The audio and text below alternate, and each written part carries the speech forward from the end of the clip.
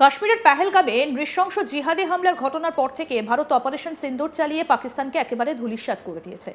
আর অন্যদিকে সিন্ধু জলচুক্তির মতো বেশ কিছু গুরুত্বপূর্ণ চুক্তি স্থগিত করে দেওয়ায় পাকিস্তানের মেরুদণ্ড একেবারে ভেঙে দিয়েছে।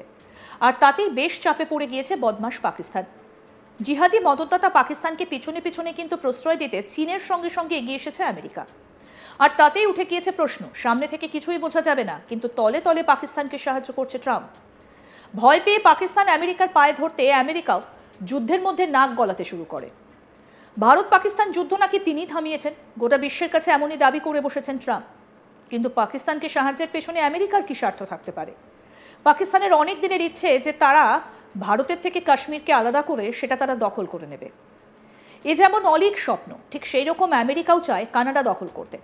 আর তা আমেরিকার মধ্যে যুক্ত করে 51তম অঙ্গরাজ্য হিসেবে যোগ করাতে চায় কানাডাকে।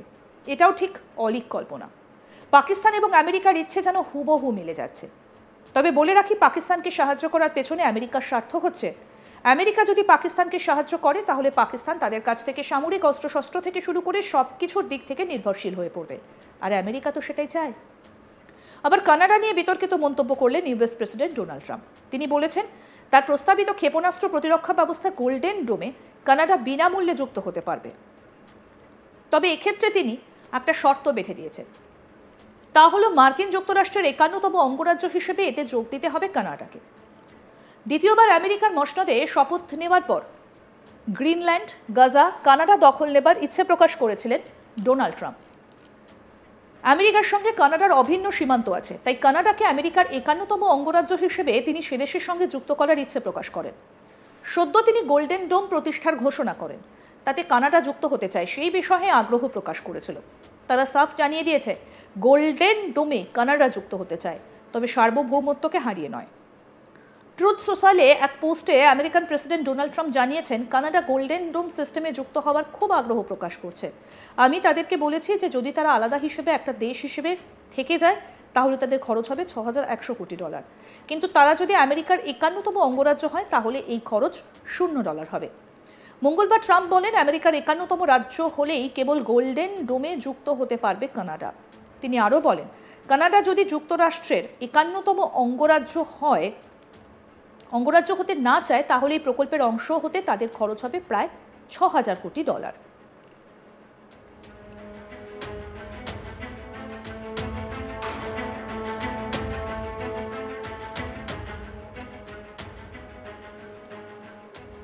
আমেরিকান প্রেসিডেন্ট ডোনাল্ড ট্রাম্প বলেছেন, আপনি যদি দেখেন যে আমরা পাকিস্তান এবং ভারতের সঙ্গে কি করেছি তাহলে দেখবেন আমরা পুরো বিষয়টির নিষ্পত্তি করিয়েছি।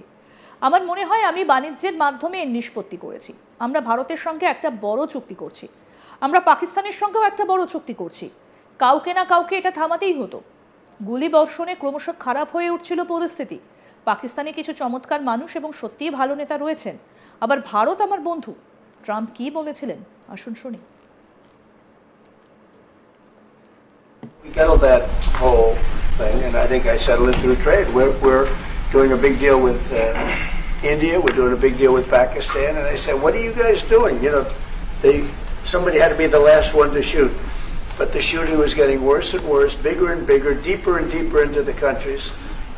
And we spoke to them, and I think I hate to say we got it settled, and then 2 days later, something happens, and they say it's Trump's fault, but Pakistan has got some excellent people and some really good, a great leader.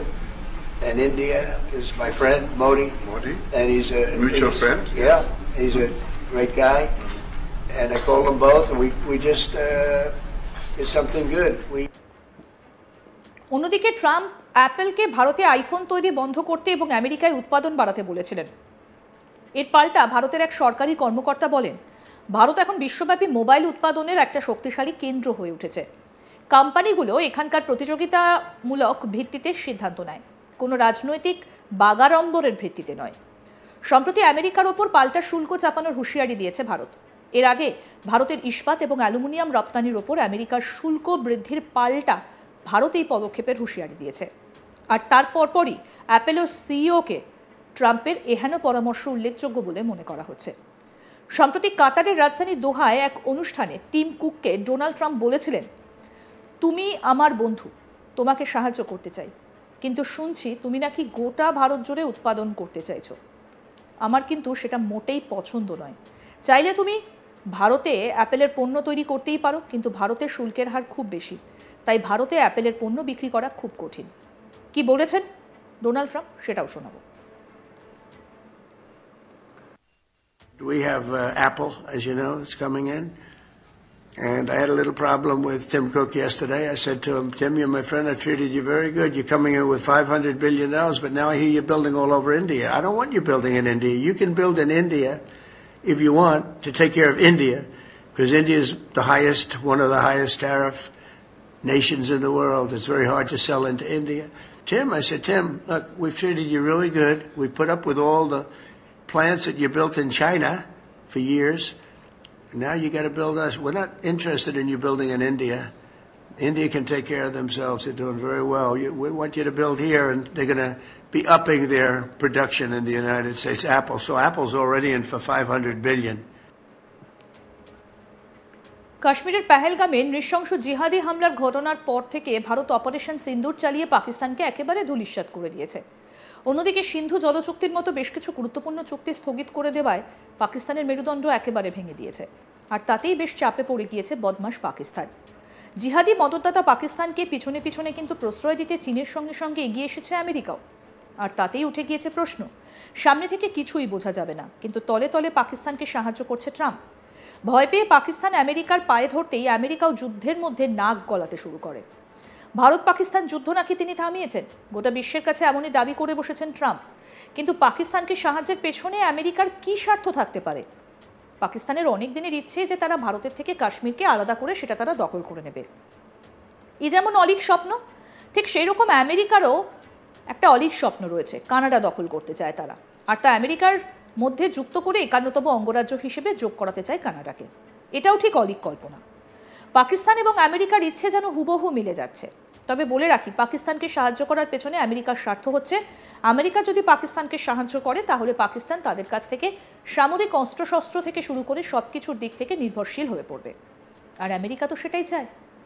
আবার Canada নিয়ে বিতর্কিত মন্তব্য করেছেন US president Donald Trump. তিনি বলেছেন, তার প্রস্তাবিত ক্ষেপণাস্ত্র প্রতিরক্ষা ব্যবস্থা গোল্ডেন ডোমে কানাডা বিনামূল্যে যুক্ত হতে পারবে।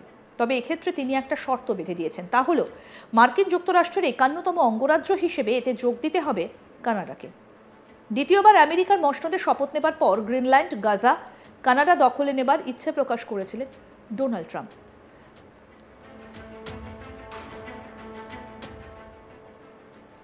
আরও আপডেট পেতে দেখতে থাকুন আজ তাক বাংলা। সাবস্ক্রাইব করুন, নোটিফিকেশন পেতে বেল বাটন অপশন প্রেস করুন, হোয়াটসঅ্যাপে ফলো করুন আজ তাক বাংলা।